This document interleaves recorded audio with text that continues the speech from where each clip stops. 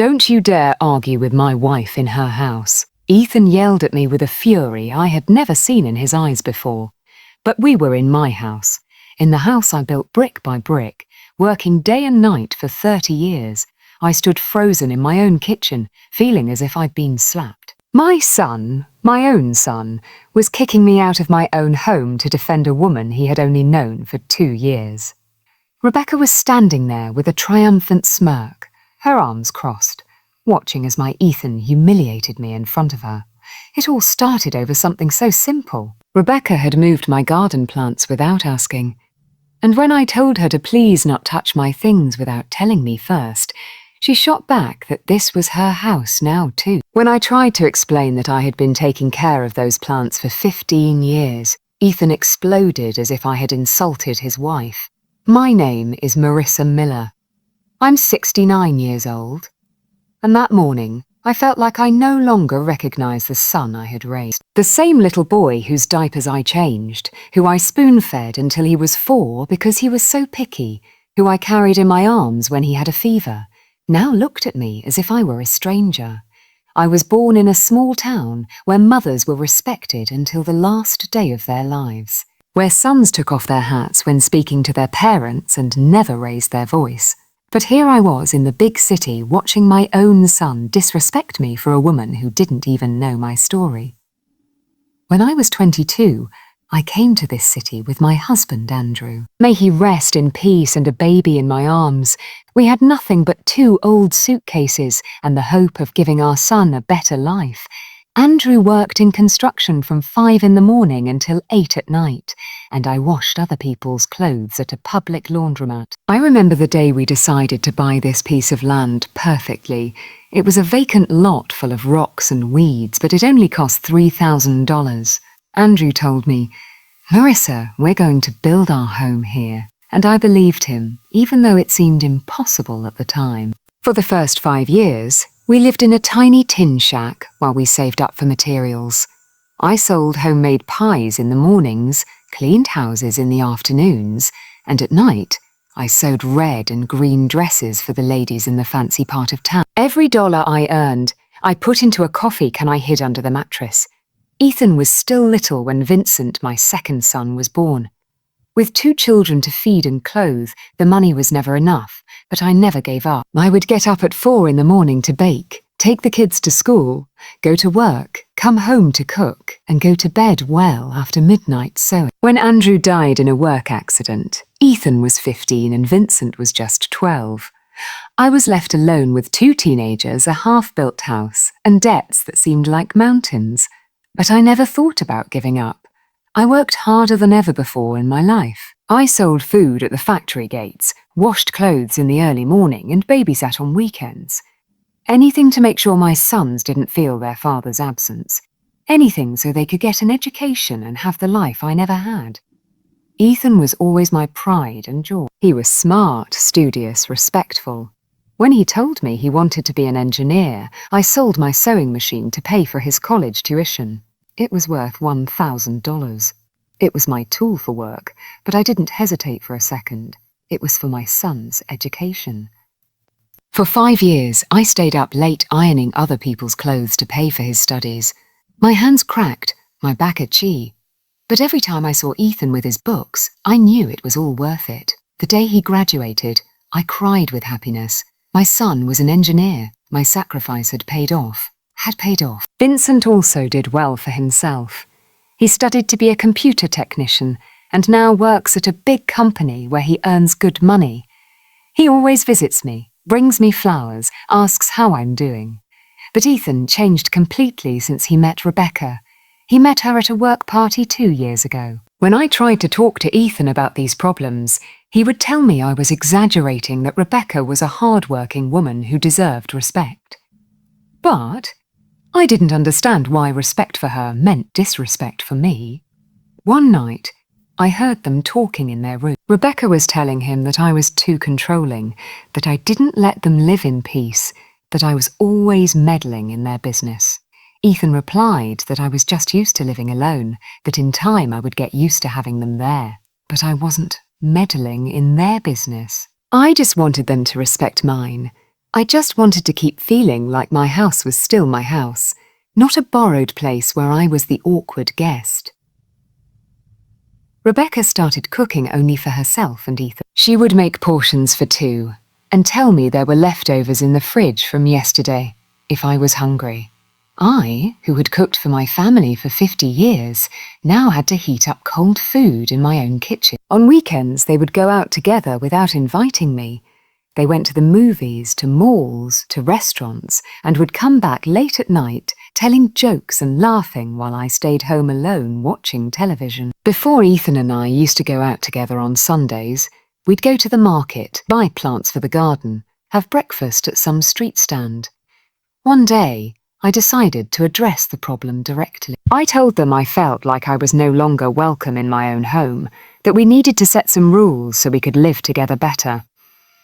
Rebecca looked at me with those cold eyes I knew so well, and said that if I wasn't comfortable with the situation, maybe I should find another place to live. Ethan said nothing.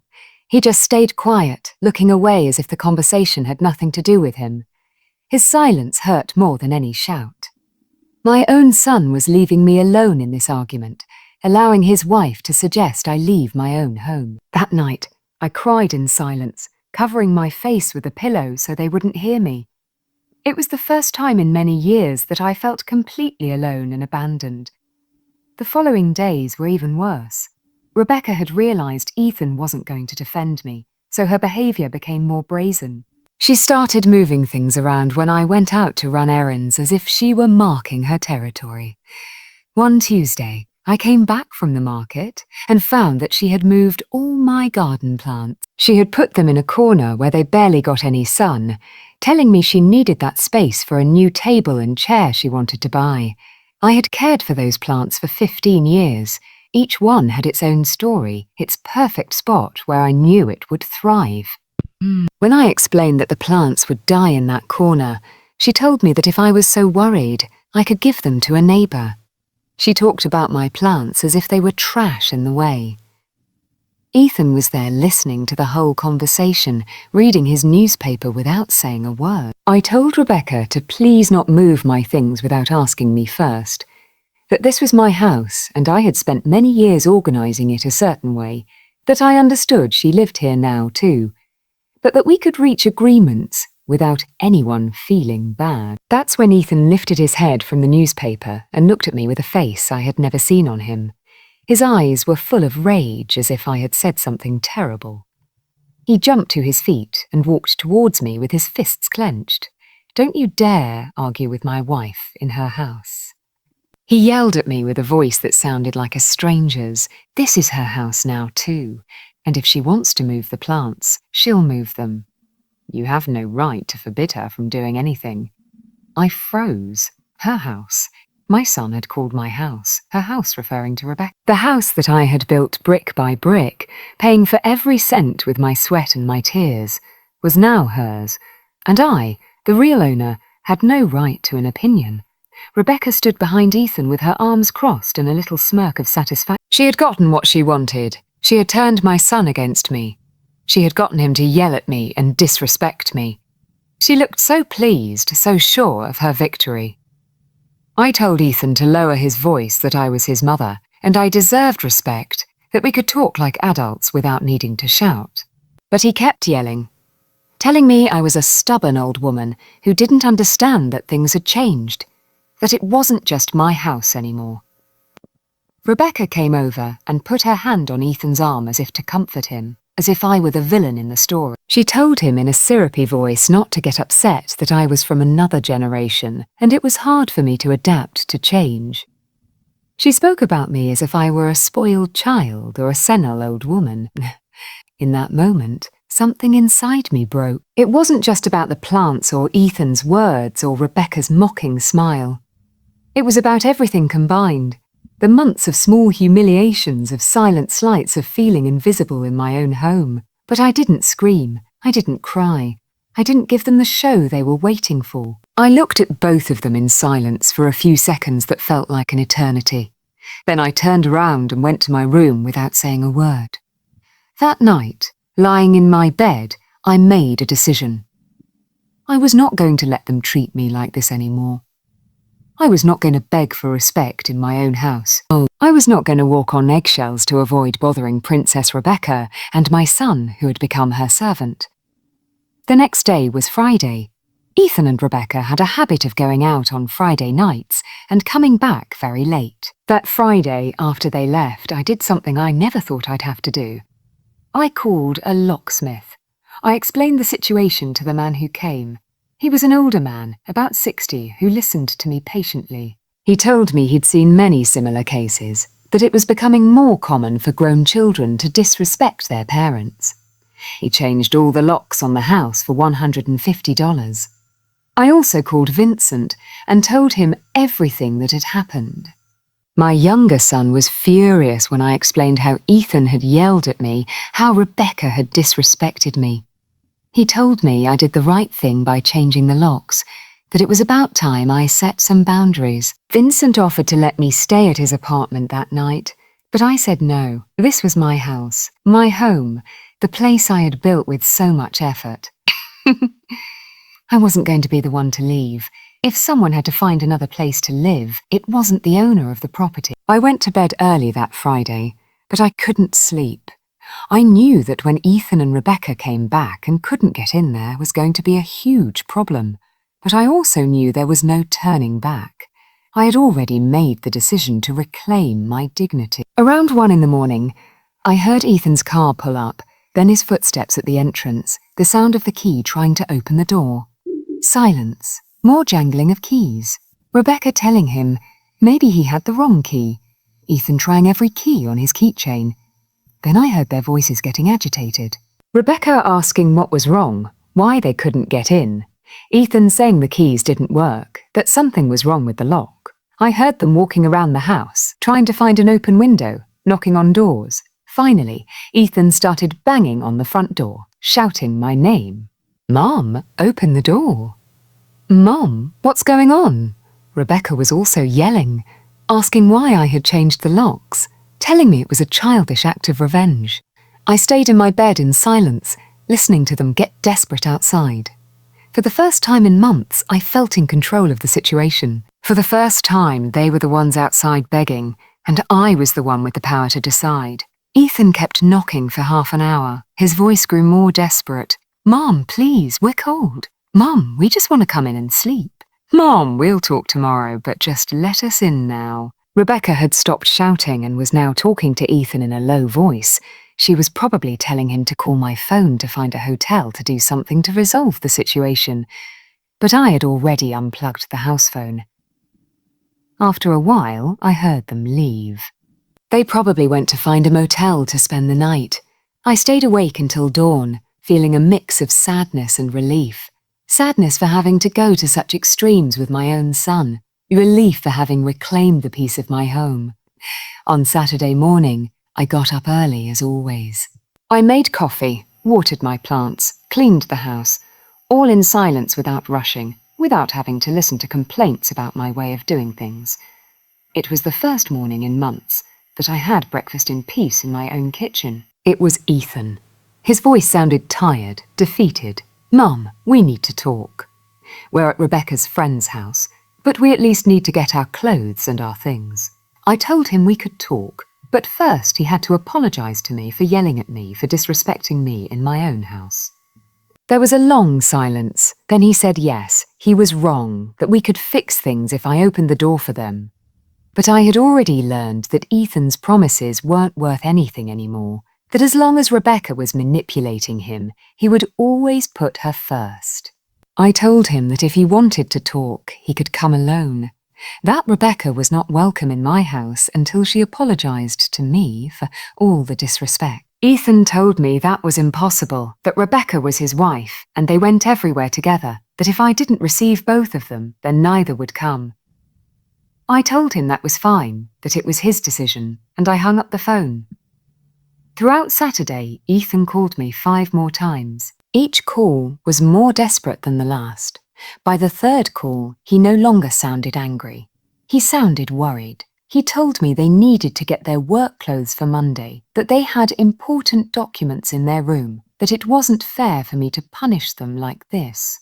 I replied that I wasn't punishing them, that I had simply decided that only people who respected me would live in my house, that if he wanted to continue living with me, he had to choose between his wife and his mother, that he couldn't have it both ways anymore. On the fourth call, Ethan started begging, "Mum, please don't do this. We're a family. Rebecca is crying. She doesn't understand why you're so angry. We can talk and fix everything, but we need to get into the house. It was a lie that Rebecca was crying." That woman hadn't shed a real tear in her entire life, but I could tell that Ethan was desperate that he had realized I was serious this time. In the fifth call late in the evening, Ethan changed his strategy. He told me that if I didn't open the door, he would have to call the police.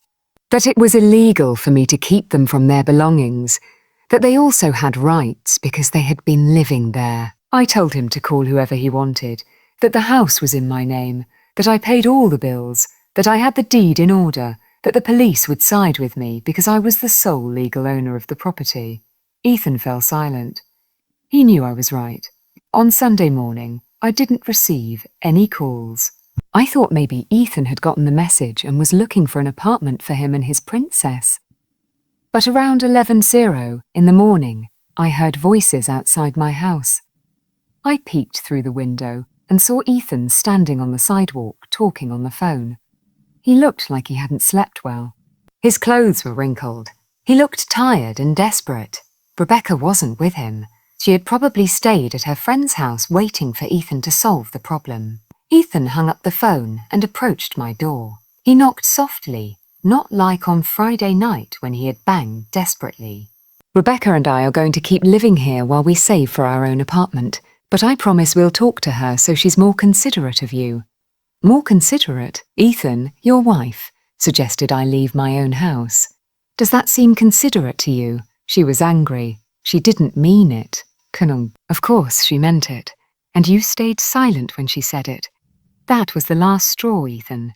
My own son leaving me alone while his wife was humiliating me. Ethan sat down again. He held his head in his hands. I could see he was struggling internally.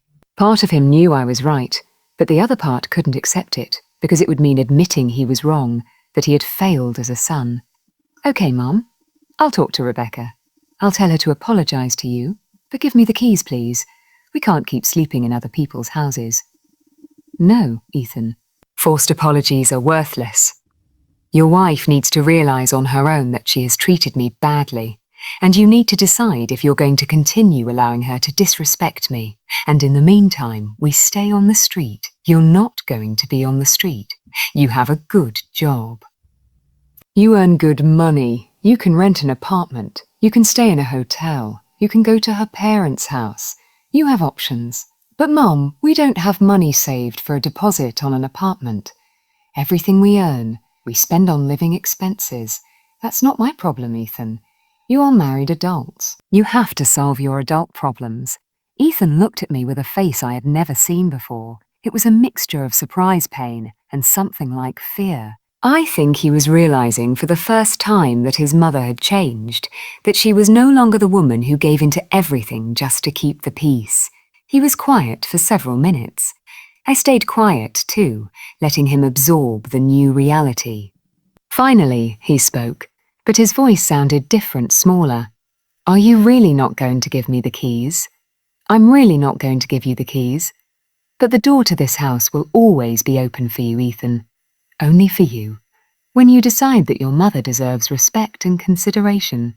Ethan stood up again. He headed for the door, but before leaving, he turned to me. "Okay, Mom, if that's your decision, I respect it. But I want you to know that you're destroying our family because of your pride." "No, Ethan. Our family started being destroyed the day you allowed your wife to disrespect me. I'm just trying to save what's left of my dignity." Ethan left my house without saying goodbye. I watched him from the window walking to his car with his shoulders slumped, defeated. I knew he was going back to Rebecca and she would ask him what happened. I knew he would tell her about our conversation and that she would be furious because I hadn't given in. I stood at the window until the car disappeared. My heart felt broken, but I also felt a strange sense of relief. For the first time in months, I had been able to speak without interruption, without anyone telling me I was exaggerating or being too sensitive. On Monday morning, I got up early as usual. I made my coffee, read the newspaper, watered my plants. It was strange to have the house so quiet without Rebecca's shouts demanding the neighbours turn down their music, without her complaints about the water not being hot enough. Around 10:00 in the morning, I received a call from Vincent. He told me that Ethan had contacted him, that he had told him I had kicked them out of the house. He asked if it was true and if I was okay. I explained the whole situation. I told him about the months of disrespect, about how Ethan had yelled at me about the conversation on Sunday. Vincent was quiet for a moment and then told me I had done the right thing, that it was about time Ethan learned that actions have consequences. He also told me that Ethan had tried to get him to talk to me, to convince me to give them the keys back. But Vincent had told him he wasn't going to get involved in that it was a problem between Ethan and me, that he wasn't going to take sides. I felt proud of Vincent in that moment. Even though Ethan was his older brother, he had understood that I was right. He told me that if I needed anything, any help, he was there for me. I didn't hear from Ethan for the rest of that week. He didn't call. He didn't come to the house. He didn't send any messages. It was as if he had completely disappeared from my life. Part of me was worried, but the other part knew he was fine, that he was just angry because he hadn't gotten what he wanted. On Wednesday afternoon, I was watering the plants in the garden when my neighbour, Mrs. Davis, came over. She had been living next door for 15 years, and we always had a good relationship. She asked about Ethan and Rebecca, saying she hadn't seen them arrive for several days. I told her what had happened without going into too much detail. Mrs. Davis listened attentively and then said something I didn't expect. "I'm so glad you finally set some boundaries with them, Marissa. That girl always struck me as very arrogant." I was surprised that Mrs. Davis had noticed Rebecca's behaviour. I asked her what she had seen, and she told me that several times she had heard Rebecca yelling at the girl who helped me with the cleaning, treating her like she was her personal servant. She also told me that one day Rebecca had parked her car blocking Mrs. Davis's driveway, and when she had kindly asked her to move it, Rebecca had responded very rudely to wait 5 minutes, that she had more important things to do. These stories confirmed that I wasn't exaggerating. Rebecca really was a disrespectful person, not just with me, but with everyone. The problem was that Ethan was so blinded by her that he couldn't see her true personality. On Friday night, I was watching television when my phone rang. It was a number I didn't recognize, but when I answered, I heard Ethan's voice. It sounded different, more tired, more defeated than the previous Sunday. "Mom, it's me. I'm calling from a co-worker's phone. Why aren't you calling from your cell? My phone got shut off, and I don't have the money to turn it back on right now."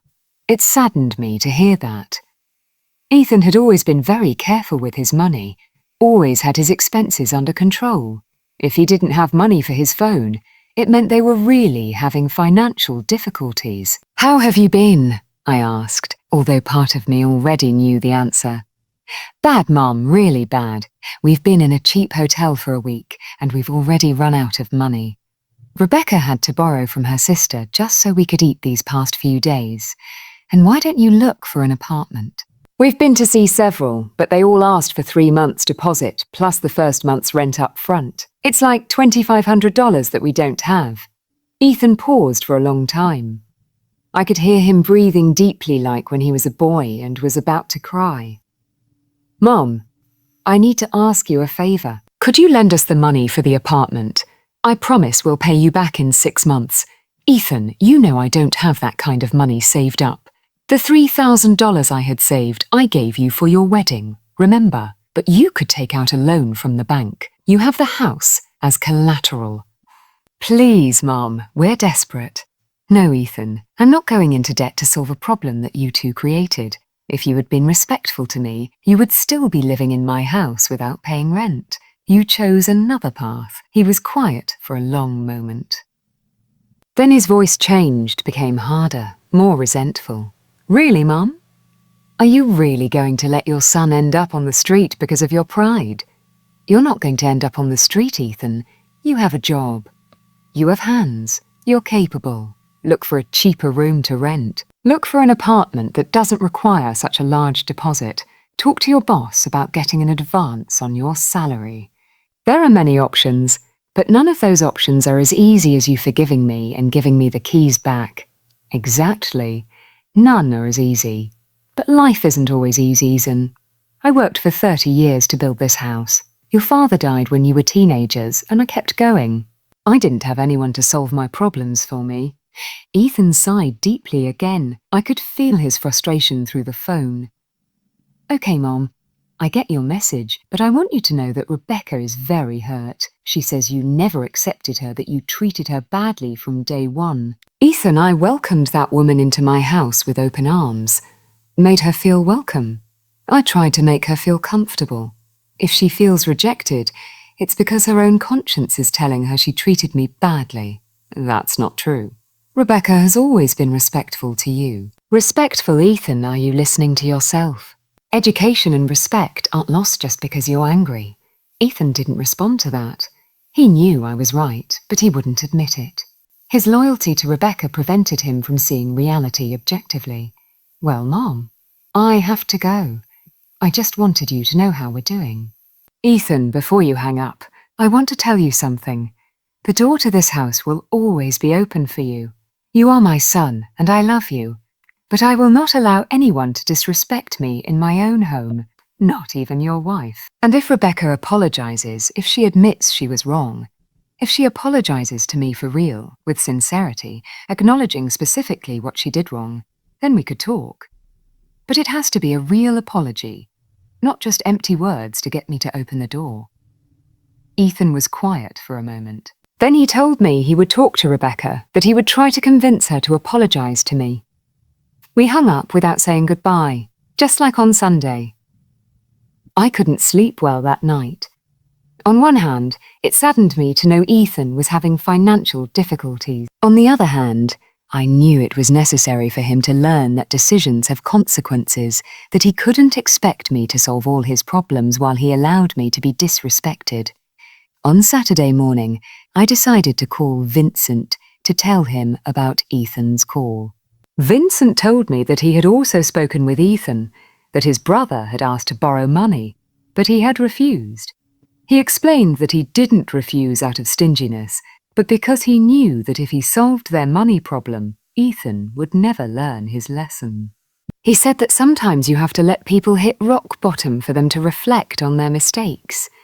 Vincent also told me that he had done a little research on Rebecca. Out of curiosity, he had spoken with some acquaintances who worked at the same company as her.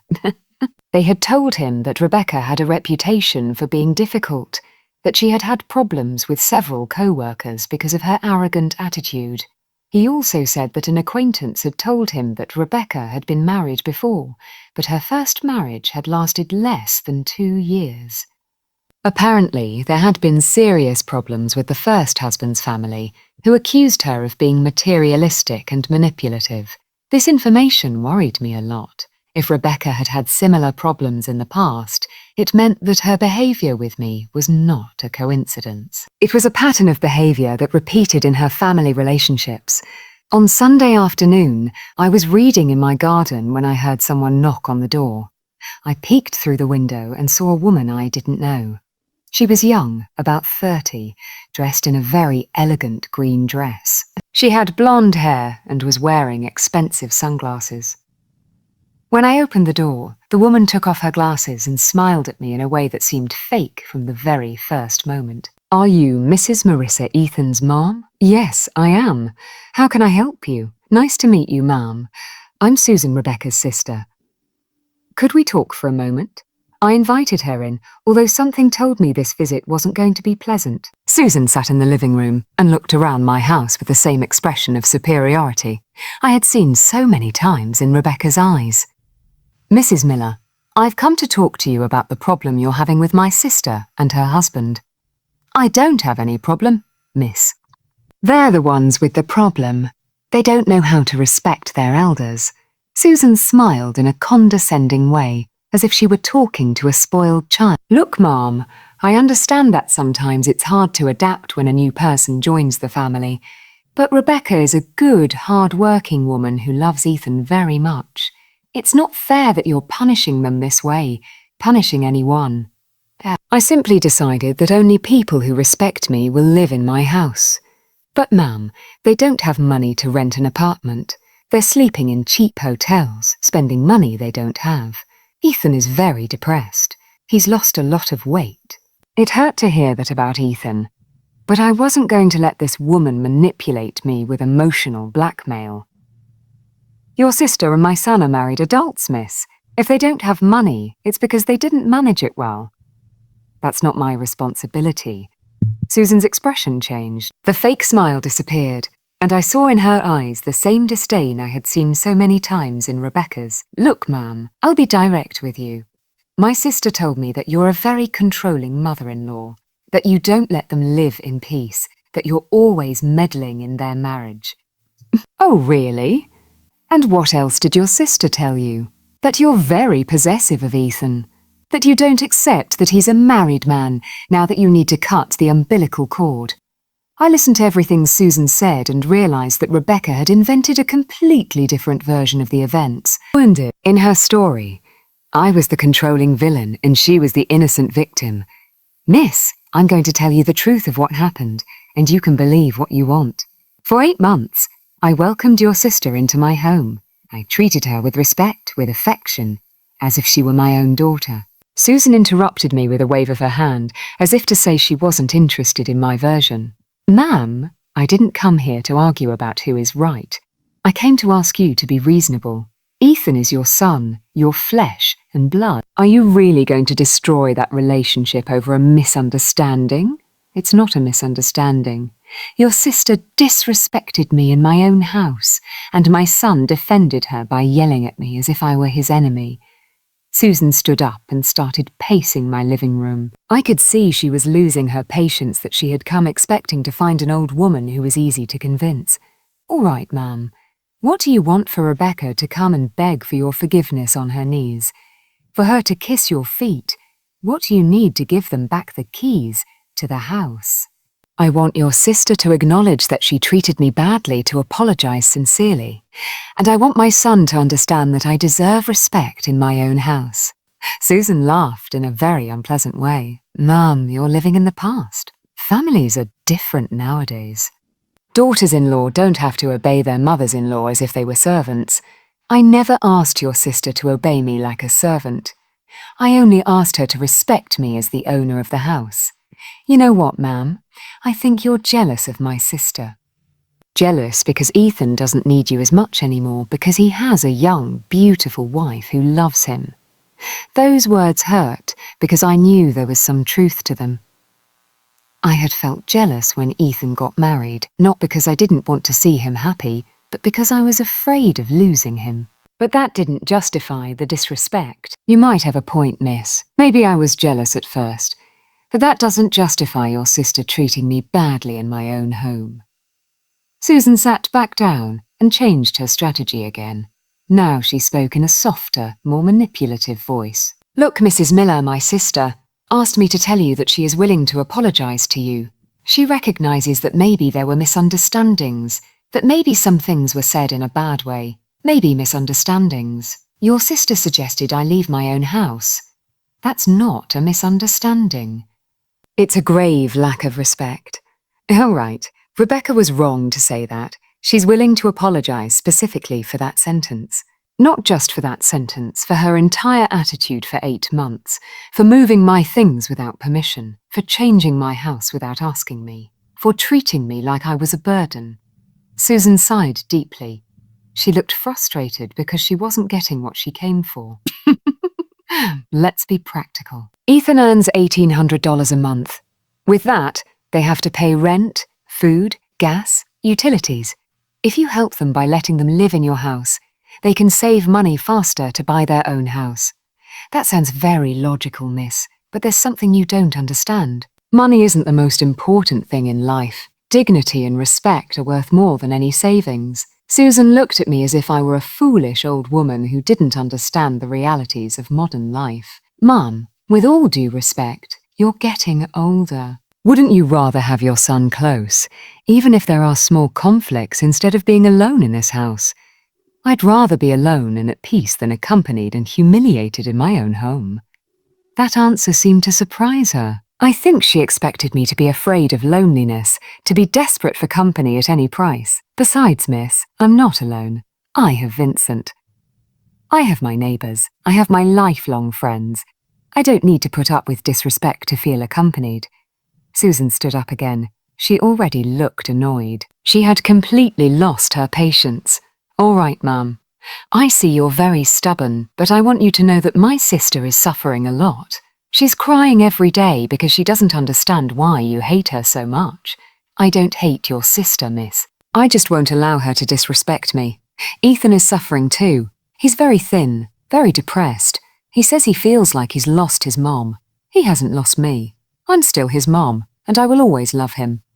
But love doesn't mean letting people walk all over you. Susan walked to the door. Before leaving, she turned to me one last time. Ma'am, I hope that when you see your son on the street begging, you can sleep soundly, knowing it was your pride that put him there. Those words hit me hard, but I wasn't going to let her manipulate me with dramatic threats. My son is not going to end up on the street, miss. He's smart, hard work, capable.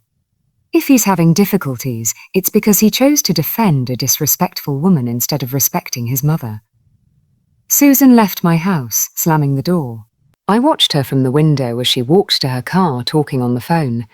She was surely reporting to Rebecca that her mission had failed, that the stubborn mother-in-law hadn't given in to her manipulations.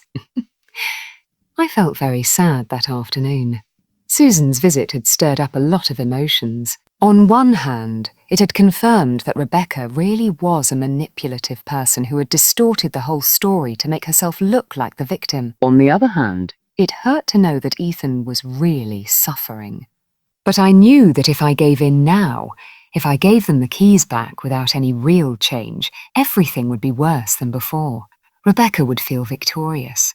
Ethan would learn that he could disrespect me without consequences, and I would lose my dignity in my own house forever. That night, I called Vincent and told him about Susan's visit. He was very angry when I told him the things she had said to me, especially the threat that Ethan could end up on the street. Mom, that woman tried to manipulate you with emotional blackmail. Ethan isn't going to die from renting a room while he saves for an apartment. Thousands of people live like that. Vincent was right, but it was still hard for me not to feel guilty about Ethan's situation. On Monday morning, I received a call I didn't expect. It was from Ethan's work. A very kind young lady asked me if I knew where my son was because he hadn't shown up for work and hadn't called in. I was very worried because Ethan had never been irresponsible with his job. I told her I didn't know where he was, but to let me know if they found him. After hanging up, I was very uneasy. Ethan had been working at that company for 5 years. He had a good position earned well. If he started missing work without notice, he could lose his job. I tried calling his cell phone, but he still didn't answer. I called Vincent to ask if he knew anything about his brother, but he hadn't heard from Ethan since the previous week either. Around 2:00 in the afternoon, my phone rang again. This time it was Ethan, but his voice sounded very strange, as if he had been drinking. Mom, it's me, Ethan. Where are you? Work called me looking for you. I'm at a bar near the hotel. I didn't go to work because I couldn't sleep all night. Rebecca and I had a really bad fight. What happened? Susan told Rebecca about her conversation with you yesterday. Rebecca got furious because she says you humiliated her in front of her sister. She says she doesn't want to apologize to you anymore, that she'd rather we find another solution. And what solution are you going to find? I don't know, Mom. I don't know what to do anymore. Rebecca says that if I really love her, I should cut you off completely. That as long as you're a part of my life, she'll never be happy. Ethan paused for a long time. I could hear background noise music from the bar where he was. Mom, I need you to tell me the truth. Are you really never going to forgive Rebecca? Do you really prefer to lose me forever? Ethan, I don't want to lose you. You're my son and I love you more than my own life. But I can't pretend that nothing happened. Your wife disrespected me gravely, and you defended her instead of defending me. But Mom, she's my wife. It's normal for me to defend her. It's also normal to defend your mother when someone disrespects her in her own house. Ethan started to cry. I could hear him clearly through the phone. It broke my heart to hear him like that, but I knew I had to stay firm. Mum, I'm lost. I don't know what to do. If I choose Rebecca, I lose you. If I choose you, she's going to leave me. I can't win in this situation. Ethan, nobody is asking you to choose. The only thing I'm asking for is respect. If Rebecca respects me, if she acknowledges that she was wrong, everything can go back to normal. But she says you never accepted her, that you treated her badly from day one. She says she has no reason to apologize because you started the problem. Ethan, do you really believe that? Do you believe I treated your wife badly? There was a very long silence. I knew Ethan was struggling internally between what he had seen and what Rebecca had made him believe. I don't know what to believe, Mom. Rebecca tells me one thing, you tell me another. You two see the same situation in completely different ways. Ethan, I've known you since you were born. Have you ever in your life seen me treat a guest badly in my house? Have you seen me be rude or disrespectful to anyone? No, Mom. You've always been very polite to everyone. So why do you think I would change with your wife? What reason would I have to treat her badly if all I wanted was for you to be happy? Ethan was quiet again. I could hear him crying harder. Mom, I'm scared. I'm scared of losing Rebecca, but I'm also scared of losing you. I don't know how to fix this. Son, the solution is very simple. Rebecca needs to admit that she treated me badly. She doesn't need to humiliate herself or beg. She just needs to apologize sincerely and promise that she will respect me. But she says she didn't do anything wrong, that she was just defending herself from your attacks. My attacks, Ethan? When did I ever attack your wife? Tell me. One time I yelled at her that I said something offensive to her. Ethan couldn't answer because he knew I was right. In all the months Rebecca lived in my house, I never yelled at her, never insulted her, never disrespected her. Mom, I'm going to talk to Rebecca again. I'm going to try to make her understand that she needs to apologize to you, son. But before that, you need to go to work. You can't lose your job over these problems. Without a job, you'll be worse off than you are now. You're right. I'm going to the office right now to apologize to my boss. Ethan, one more thing. Stop drinking. Alcohol won't solve any problems. It will only create new ones. Yes, Mom, you're right. I love you. I love you too, son. Take care of yourself. After hanging up, I kept thinking about the conversation. It was the first time in weeks that Ethan had admitted, even indirectly, that I was right. It was also the first time he had shown doubts about the version of events Rebecca had told him. On Tuesday afternoon, I received another unexpected call. This time, it was Rebecca. Her voice sounded different, less arrogant, more nervous. Mrs. Miller, it's Rebecca. Could we talk? Of course. What do you need? Ethan told me that you're willing to forgive me if I apologize to you. I wanted to know exactly what you need to hear from me. I was surprised she was so direct. I expected more manipulation, more drama. Rebecca, I need you to specifically acknowledge how you disrespected me. I can't accept a generic apology for misunderstandings. There was a long pause. I could hear her breathing deeply, as if preparing for something difficult. Okay, I acknowledge that it was wrong for me to tell you to leave your own house. That was very rude of me. What else? It was also wrong for me to move things around without asking you. It's your house, and I should have respected your way of organizing it. I was surprised she was admitting these things so easily, but something in her tone of voice told me she wasn't being completely sincere. Rebecca, why are you suddenly willing to acknowledge these things? Last week, your sister told me you hadn't done anything wrong. Because Ethan is in a really bad place, ma'am. He hasn't slept well in days. He's barely eating. He's drinking a lot. I'm afraid he's going to lose his job or get sick. There was the truth. She wasn't apologizing because she was truly sorry. but because the situation had become unbearable and she needed everything to go back to normal. Rebecca, a real apology comes from the heart, not from desperation. If you're only apologizing to me to solve your financial problems, then it's worthless. No, ma'am. It's not just because of the financial problems. It's also because I've realized that maybe I didn't handle the situation well when I moved into your house. Maybe. Okay, I didn't handle it well. I was wrong. I acknowledge that I treated you with little respect and that caused problems between you and Ethan. Rebecca, I need to know something else. Do you really love my son? Of course I love him. Ethan is a wonderful, hard-working, honest man. I love him very much. If you love him so much, why did you ask him to cut me off completely?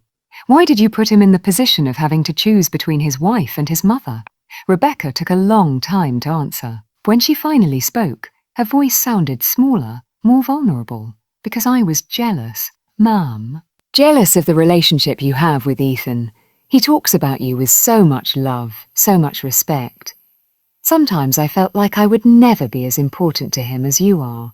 That confession surprised me. It was the first time Rebecca had shown any emotional honesty. Rebecca, a mother's love and a wife's love are different. One doesn't have to compete with the other. I never tried to keep Ethan away from you. I just wanted you to respect me. I know, ma'am. Now I realize that I reacted badly because of my own fears, but I really want to fix things. What do I need to do for you to forgive us? I told Rebecca I needed time to think, that a phone conversation wasn't enough to solve months of problems, that if she really wanted to fix things, she would have to come to my house and talk face to face without Ethan present. Rebecca agreed to come that same afternoon. After hanging up, I was very nervous. Part of me wanted to believe there was a real change in her, but another part was suspicious of her motives. Around 5:10 in the afternoon, there was a knock on the door. When I opened it, I saw Rebecca standing there with a bouquet of red flowers and a face I had never seen on her. She looked tired without makeup, with dark circles under her eyes. Very different from the arrogant woman who had lived in my house for 8 months.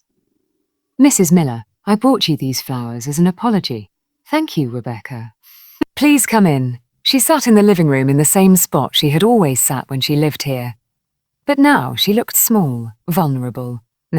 She kept her hands on her knees and avoided looking me directly in the eyes.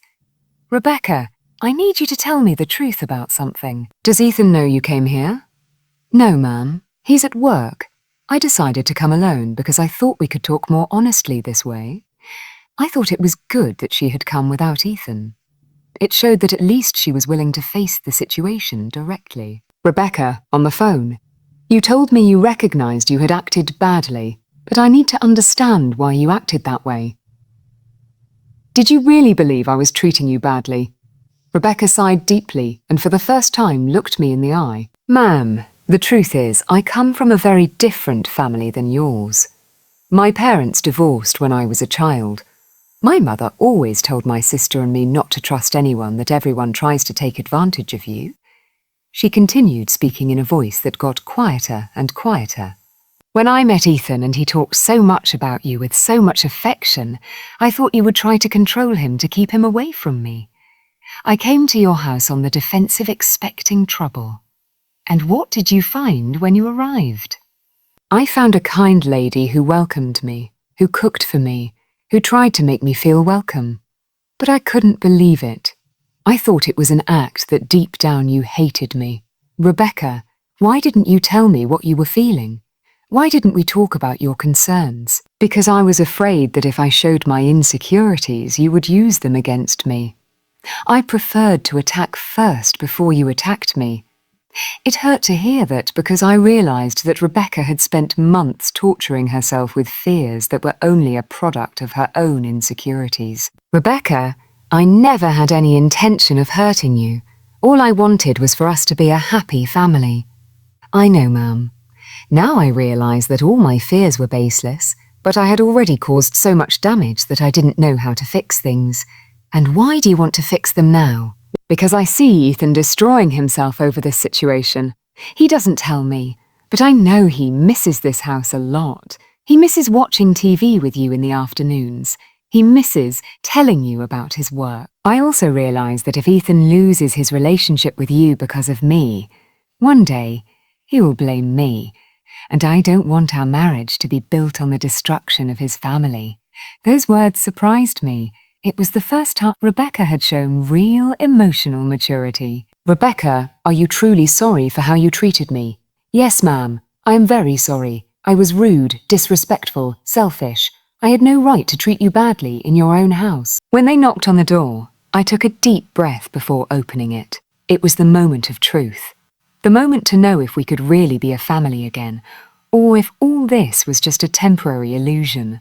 I opened the door and saw my son standing there with a face that broke my heart. Ethan had lost a lot of weight. He had deep dark circles, a neglected beard. He looked as if he had aged 10 years in these 2 weeks. But when he saw me, his eyes lit up like when he was a child.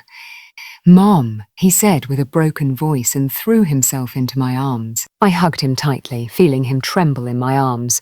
My son, my baby, had suffered so much because of this situation. We both cried without saying anything for several minutes. Rebecca stood in the doorway waiting. When we finally separated, I invited her to come in too. "Come on, let's sit down." We have a lot to talk about. In the living room, Ethan sat next to me on the sofa, very close, as if he were afraid it was a dream and I would disappear. Rebecca sat across from us, her hands clasped, nervous, but with a more humble expression than I had ever seen on her. "First, I want you both to know that I love you. Ethan, you are my son, and nothing will ever change that. Rebecca, you are my son's wife, and therefore you are also part of my family." Ethan took my hand and squeezed it tightly. "Mom, forgive me for yelling at you. Forgive me for disrespecting you in your own house. I have no excuse for what I did. I know, son, and I forgive you. But I need you to understand something very important." Ethan nodded his head, tears streaming down his cheeks. "I understand, Mom. I will never yell at you again. I swear on my dad's memory." Rebecca cleared her throat gently. "Mom, I also want to apologize to you in front of Ethan. I want him to hear what I said to you in private this afternoon." She turned to Ethan, but without taking her eyes off me. "Ethan, I treated your mother badly. I was rude, disrespectful, selfish. I said horrible things to her that I had no right to say. Your mother never treated me badly. I was the one who acted terribly." Ethan looked at her surprised. It was obvious he didn't expect such a direct confession. "Why, Rebecca? Why did you do that?" "Because I was scared, love. Scared that your mom would try to keep you away from me. I come from a family where everyone hurts each other, and I thought that's how all families worked." Rebecca stood up and walked over to Ethan. "But your mom showed me I was wrong. She never tried to keep me away from you. All she wanted was respect in her own house, and I didn't give it to her." Ethan hugged her, and they both cried together. Seeing them like that gave me hope that we could really get through this crisis. "Now," I said, "we need to establish some clear rules so this doesn't happen again." They both looked at me attentively. "First rule, this is my house. I am the owner and my decisions are respected. I'm not being controlling." "I'm being the owner of my own home." They both nodded. "Second rule, any changes in the house are discussed with me first. Furniture, decorations, plants, organization. Everything is consulted." "Perfect, Mom," Ethan said. "Third rule, if there is a problem between Rebecca and me, you two cannot automatically take sides. We have to talk like adults and resolve conflicts with respect." Rebecca timidly raised her hand. "Mom, what if I don't agree with one of your rules? How do we handle that?" "Very good question, Rebecca. If you don't agree with something, you tell me with respect and we explain our points of view. But in the end, since it's my house, my decision is final." Rebecca nodded. "That seems fair, Ma'am." "Fourth rule," I continued. "Ethan, you can never yell at me again to defend your wife. If you think I'm being unfair to Rebecca, you tell me calmly and respectfully. You're right, Mom. That was my biggest mistake." And fifth rule, we all contribute to making this house a happy home.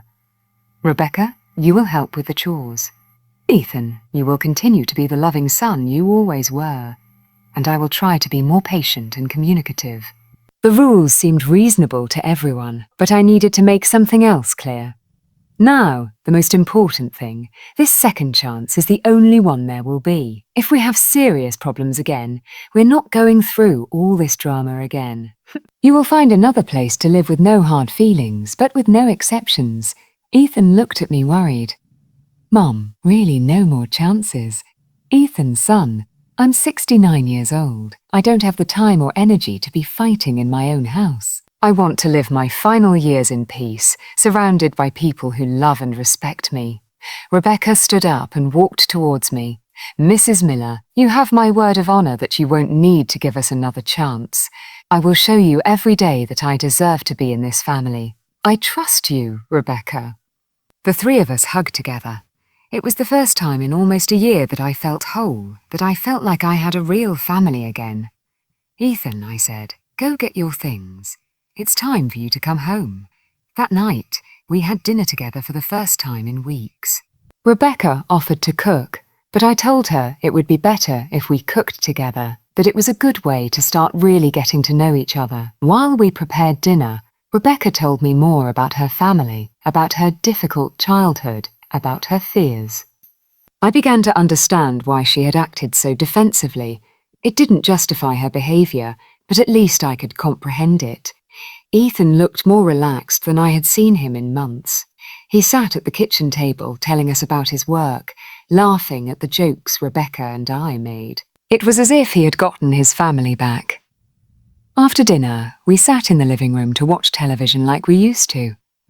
Rebecca snuggled up next to Ethan, but every now and then she would make comments to me about the show, including me in the conversation. Before they went to bed, Ethan came up to me. Mom, thank you for giving us this second chance. I promise you'll never have to doubt my love and respect for you again. I hugged him tightly. Son, you are the most important thing in my life. Everything I did was to protect our relationship, not to destroy it. Rebecca came over too. Ma'am, thank you for teaching me what it means to be part of a real family. I will honor the trust you're giving me. I went to bed early that night, but I couldn't fall asleep immediately. I lay awake thinking about everything that had happened. The weeks of loneliness, of pain, of feeling rejected in my own house.